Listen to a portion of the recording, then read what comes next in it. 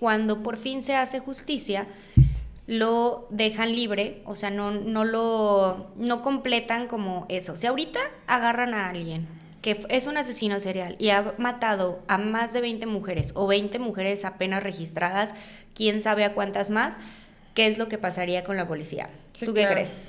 Sí, o sea, para ese entonces ya había como 20. Imagínate, ahorita sería pues cárcel total. No hay pena de muerte en México, pero si no se le pondría. Exacto. Y de hecho se supone que sí iba a tener pena de muerte. Pena máxima. Pena máxima, que era en ese entonces, sí existía la pena de muerte. Sí. Y o sea, ya de hecho ya lo habían una vez agarrado, pero él no hubo cómo comprobar, él dijo que no, lo sueltan, pero luego pues llegó Murcia Gallardo y Emilia, que de Murcia Gallardo fueron sus familiares quienes levantaron esta demanda, y Emilia fue una sobreviviente, o sea, alguien que le sobrevivió, y ellas ponen la denuncia, lo agarran y, como tú dices, da un coraje porque le sentencian a muerte, pero esto en 1888, y en 1904 sale. Porque, luego le dicen, lo cambian, ¿no? 20 años mejor. Ajá, sí. Pero sale en 1904 por un indulto de Porfirio Díaz. No sé si él directamente se lo dio o fue alguna, no sé, alguna ley del presidente. Yo había leído que fue porque lo que hizo él fue que tenía tantas personas en la cárcel que empezó a soltar a los que él creía que no deberían de estar en la cárcel. Y por accidente meten a este hombre y pues realmente dicen que fue por accidente porque él no debería de estar en esta lista, pero pues como el papeleo era muy... Sí, pues claro, sí, imagínate. en ese entonces no era como ahorita de que tenemos un Excel y un sistema grande, sí así, pero no vamos a entrar en detalles de la actualidad. Pero en ese entonces era de que, pues sí, te voy a hacer una lista de 30 personas, no, por inventar un número que van a salir, porque pues no es tan grave, porque ya no tenemos espacio en la cárcel. Y es cuando él sale, y pues sí da un coraje enorme, porque no es como que sale renovado y perdonado de Dios y dice ya no lo voy a volver a hacer rehabilitado. Sí, no. no. Sale Claro que no. a volver a matar. Que eso, pues sí está... Eso es una de las cosas más tristes porque justamente a los 2 años de haber salido, a él lo encuentran con las manos en la masa. O sea, lo encuentran, pues sí. Con la cosa roja en la masa. Con la cosa en las manos, perdón. ¿Qué? Sí, la... Sí, lavándose en el río y te había manchado. Sí. Y había testigos que pues realmente lo vieron hacer esta acción, escucharon los gritos de una mujer y esta persona era una mujer anciana, que era lo que les decía hace rato, o sea, realmente él no buscaba jóvenes hermosas, con cabellera preciosa, y Sí, no, o sea, él simplemente era de que... tono de color, de ojos, cabello, algo, no. Lo que sí es que buscaba prostitutas, y es por eso que lo comparan mucho, de hecho, con Jack el Destripador. Ajá, y porque él también fue como el primer asesino internacionalmente famoso. Y de la misma época. Pero el chalequero fue antes, de hecho. Sí. Nomás que no fue tan famoso. Que sí, o sea, en México en la prensa sí era muy famoso, y de hecho, por ejemplo, en El Imparcial y El Monitor Republicano, que eran como los periódicos de la época, recordemos que era el Porfiriato, entonces no es como que hubiera mucha prensa, se referían a él como el feroz amante que llevaba la muerte con el amor. Él decía, o cuando llegó a decir, que las castigó, a las que castigó, que les hizo, solo las amenazó, pues porque no tenían moral, ¿no? Entonces necesitaba hacer este tipo de castigos. Venganza. Entonces, hubo gente que hasta dijo como, pues, limpió las calles, ¿no? Sí, como un tipo salvador de que lo que pasa es que estas personas son inmorales y entonces como que se prostituyen, pues él lo que está haciendo es bueno, es hombre y tiene una debilidad, pero al final del día limpia las calles asesinando a estas mujeres impuras.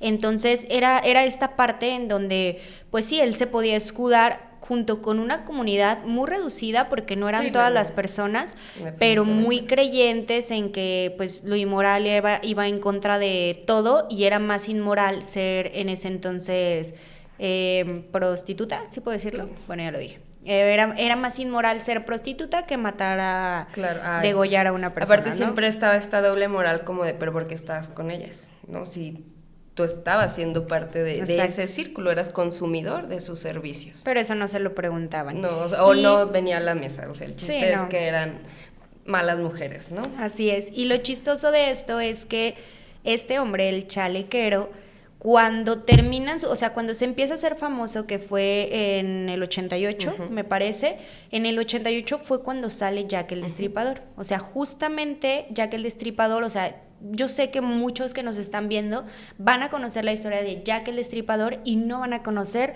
la historia del chalequero. O sea, justamente es lo mismo. Bueno, no es lo mismo obviamente, pero es muy parecida a esta historia, es la misma época, es buscar a una mujer, el mismo patrón, exactamente, es buscar a una mujer que se dedica al sexo servicio y buscar una venganza porque pues están haciendo esto impuro y ellos se creen dioses y pueden hacerlo. O sea, eso era realmente lo que estaba haciendo esta persona. Sí, la única diferencia es que pues a Jack el Destripador nunca lo atraparon, mientras sí. que a este pues sí, ¿verdad? Quedó atrapadito. Que no servía de mucho, ¿verdad? Porque cuando lo atraparon, pues ya lo condenaron a muerte, sin embargo le llegó el juicio divino antes a este señor, que ya estando en Lecumberri, cuando ya le iban a dar cuello, en 1908 lo atrapan, ¿no? Sí. Y muere en 1910, pero en un hospital, porque, no me acuerdo que hubo varias versiones, ¿no? Pero sí. Fue algo cardíaco cerebral y... Sí, hay dos versiones. Hay una que dice que murió por causas naturales, o sea, que no le pasó nada, murió a sus 70 años, si mal no recuerdo, y fue una persona que realmente al final del día fue de que por vejez. Pero está la otra que fue por un impacto, de hecho hay tres, que fue por un impacto en la cabeza, o sea, como que alguien quiso hacer justicia divina, que para mí hubiera sido al contrario. Y la tercera que le dio algo en el corazón o en el cerebro. Sí, o sea, trombocardio, no sé qué. Trombo algo le dio. Sí. Y justamente, o sea, ahí lo que les comentábamos hace rato, hay muchas historias sobre esto, no porque no hayamos investigado bien, sino porque, al final del día son datos viejos y nos gustaría decirlo todo, obviamente, pero pues no sabemos con certeza cuál es la realidad, ¿no? De toda la situación.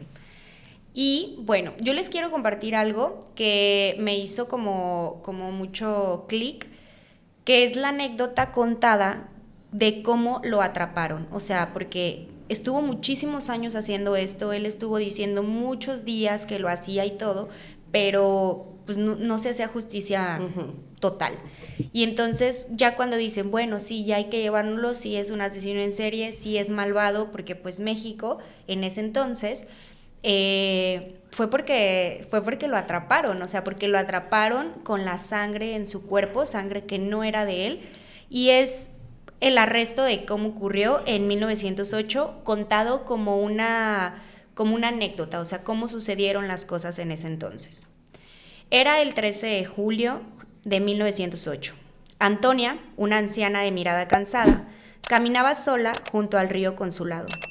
A lo lejos, un hombre vestido elegantemente, en tono gris, con chaleco y faja, se acercó. Con voz firme y mirada ausente, la atacó, la ultrajó, la golpeó y luego la degolló, con un cuchillo de curtir piel.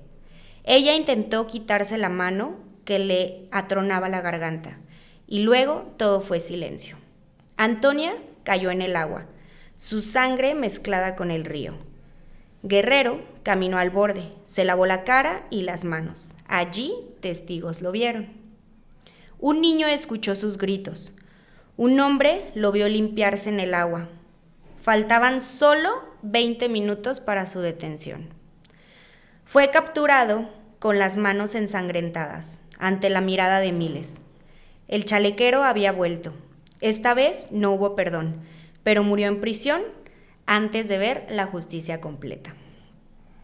Y esto es el final de lo que pasa con esta persona, pero pues sí son escritos que realmente no se pueden olvidar como de la noche a la mañana, ¿sabes? Sí, no. O sea, es algo que sí queda como muy atorado entre los mexicanos. Yo sé que ha quedado muchísimo en el olvido porque no es una historia que se cuente a diario, no es una anécdota o algo que, pues sí, que la gente lo cuente Sí, yo creo que sobre todo porque nunca se comercializó, ¿no? No se volvió parte de la cultura pop de ninguna parte, no hubo series, no hubo películas, no hubo así nada que mantuviera, porque al final eso es lo que mantiene vivo estas leyendas, ¿no? Como toda la mercancía que se construye, la mediatización, porque les decimos, en ese entonces fue muy mediatizado, fue de los primeros criminales que la prensa le escribía y le ponía estos nombres tan como el feroz amante, ¿no? Claro. Y él fue de los primeros en tener tanto grabados, porque cuando no existía como tal la litografía, ya existir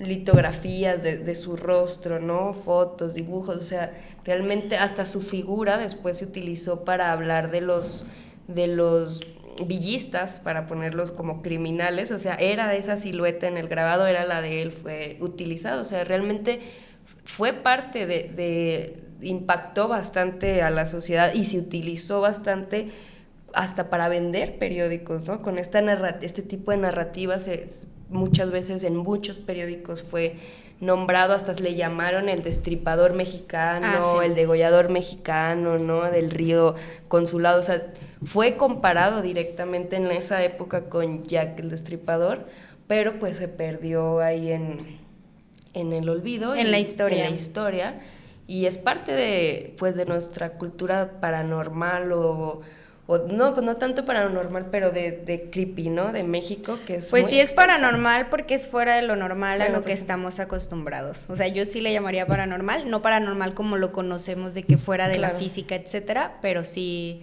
pues sí, sí muy random. Muy inhumano, ¿no?